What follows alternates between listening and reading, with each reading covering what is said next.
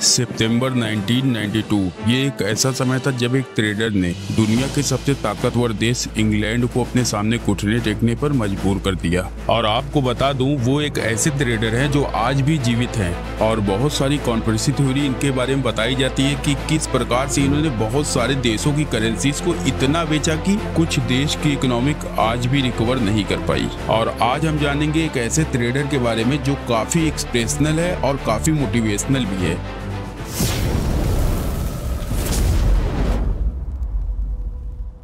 दोस्तों, ये कहानी है 1945 की, जब रसिया ने हंगरी पर कब्जा कर लिया था और वहां रहने वाला एक बच्चा जिसकी मां का रशियन सोल्जर्स ने सबके सामने बलात्कार कर दिया था। और जॉर्ज नाम के इस बच्चे को अपनी मां के साथ ये सब देखकर बहुत बड़ा शौक लगा, जिसकी वजह से उसने फैसला कर लिया कि अब वह इस देश में नहीं रहेगा जहां पर उसके साथ जुल्म हुआ, जहां पे उसके मां के साथ बलात्कार हुआ। और 2 साल के बाद 1947 में जॉर्ज लंदन शिफ्ट हो चुके थे और लंदन आने के 2 साल बाद ही जॉर्ज ने अपनी मेहनत के दम पर लंदन स्कूल ऑफ इकोनॉमिक्स में एडमिशन ले लिया। और इसके साथ ही वे नाइट क्लब में वेटर और रेलवे स्टेशन पर कूली का काम करते थे ताकि वे अपने कॉलेज का फीस भर सके। पढ़ाई पूरी होने के बाद उन्होंने जॉब करने का सोचा और बहुत संघर्ष करने के बाद उनको सिंगर एंड फाइट लेंडर नाम के बैंक में ट्रेडर का जॉब मिल गया। और अपने दोस्त के कहने पर कुछ समय नौकरी करने के बाद फाइनली 1956 में जॉर्ज न्यूयॉर्क शिफ्ट हो गए और वहाँ पर उन्होंने अपने दोस्त के पिता के कंपनी FM मेयर में काम करने लगे। और अब समय था 1960 और इस समय पर यूरोपियन मार्केट बहुत ही ज्यादा प्रॉफिटेबल थी। और अपने बॉस के ऑर्डर पर जॉर्ज यूरोपियन मार्केट को एनालाइज करने लगे और जॉर्ज ने अपनी कंपनी को यूरोपियन मार्केट से बहुत ही ज्यादा अच्छा प्रॉफिट बना कर दिया। और अपनी कंपनी के प्रॉफिट और जॉर्ज के मेहनत को देखते हुए उन्हें ऑर्नॉल और ब्लैक रोडर ने इन्वेस्टमेंट रिसर्च का हेड बना दिया। और सिर्फ 2 साल में ही सन 1969 में जॉर्ज को अपना खुद का इन्वेस्टमेंट फंड दे दिया गया, जिसका नाम था द डबल ईगल फंड। और फिर जॉर्ज ने यूरोप और एशियन मार्केट में इन्वेस्टमेंट करने का प्लान बनाया और उन्होंने फंड के $4 मिलियन इन्वेस्ट कर दिया और खुद के भी $2.5 लाख इन्वेस्ट कर दिए थे। और मेरा मानना ये है कि जॉर्ज ने अपने $2.5 लाख पहले इन्वेस्ट किए होंगे, फिर उन्होंने $4 मिलियन इन्वेस्ट किया था ताकि उनको प्रॉफिट ज्यादा हो। मेरा मानना तो यही है। लेकिन जॉर्ज का एनालिसिस बहुत ही ज्यादा स्ट्रॉन्ग था और जॉर्ज ने सिर्फ 4 सालों में ही $4 मिलियन को $12 मिलियन बना दिया।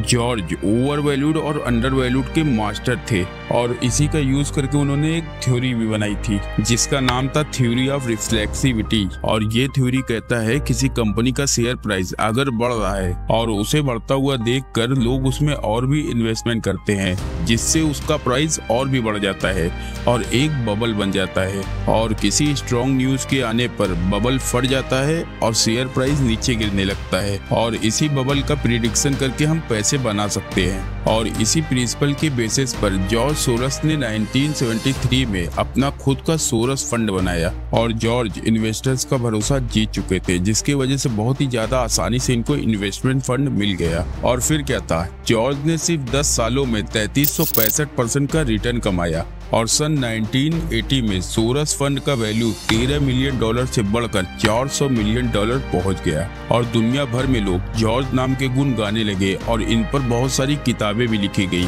और इनको वॉरेन बफेट से कंपेयर करने लगे। लेकिन सन 1981 में जॉर्ज को गवर्नमेंट बॉन्ड्स में इन्फ्लेशन के चलते लगभग $80 मिलियन का नुकसान हो गया, जिससे जॉर्ज फंड के इन्वेस्टर्स अपने पैसे को निकालने लगे और कुछ दिनों में जॉर्ज फंड 23% से गिर गया। लेकिन इस बड़े लॉस के बाद भी जॉर्ज ने हार नहीं माना और सन 1985 में करेंसी ट्रेडिंग में अपॉर्चुनिटी देखते हुए वे करेंसी ट्रेड करने के बारे में सोचने लगे, क्योंकि उस समय बहुत ही देशों की करेंसीज ओवर वैल्यूड हो चुका था। और जॉर्ज ने नोटिस किया कि $US बहुत ही ज्यादा ओवर वैल्यूड हो चुका है और इसकी वैल्यू कभी भी गिर सकती है। और फिर क्या था, जॉर्ज ने $800 मिलियन का शॉर्ट सेल कर दिया और एक हफ्ते बाद ही ग्लोबल मार्केट न्यूज की वजह से डॉलर की प्राइस गिरने लगा और एक ही रात में जॉर्ज का प्रॉफिट $40 मिलियन हो गया और एक महीने में जॉर्ज ने $150 मिलियन कमा लिए थे। और फिर जॉर्ज का एक स्टेटमेंट आता है कि जितने पैसे मैंने एक साल में गंवाए थे उससे कहीं ज्यादा मैंने एक ट्रेड में कमा लिए। और इतने बड़े प्रॉफिट को देखकर जॉर्ज अब करेंसी ट्रेड के पीछे ही पड़ गए थे। और अब समय आता है 1992 का, जिस समय यूके के इकोनॉमी में बैड न्यूज आ रहे थे और जॉर्ज को यहाँ पर बेस्ट अपॉर्चुनिटी दिखा। और फिर क्या था, जॉर्ज ने $1 बिलियन के पाउंड को शॉर्ट सेल कर दिया और फिर उन्होंने बैंक से लोन लेकर $10 बिलियन का शॉर्ट सेल कर दिया। और दिन आता है 16 सितंबर 1992 को। जर्मन इकोनॉमिक्स अल्बर्ट ने अपने इंटरव्यू में बोल दिया कि पाउंड जैसे बहुत सारे करेंसीज ओवर वैल्यूड है और ये न्यूज लोगों में पैनिक क्रिएट करने के लिए काफी था। और इसी बैड न्यूज के चलते पाउंड की वैल्यू 25% से नीचे गिर गया और सिर्फ एक दिन में जॉर्ज सोरस ने $1 बिलियन का प्रॉफिट बना लिया और यूके के गवर्नमेंट को $4 बिलियन का नुकसान हो गया। और यही वजह था कि यूके के गवर्नमेंट ने इनके सामने घुटने टेक दिए और इनको फिर एविल इंसान की तरह देखा जाने लगा। लेकिन जॉर्ज का कहना है कि उन्हें सिर्फ प्रॉफिट दिखता है और कुछ नहीं।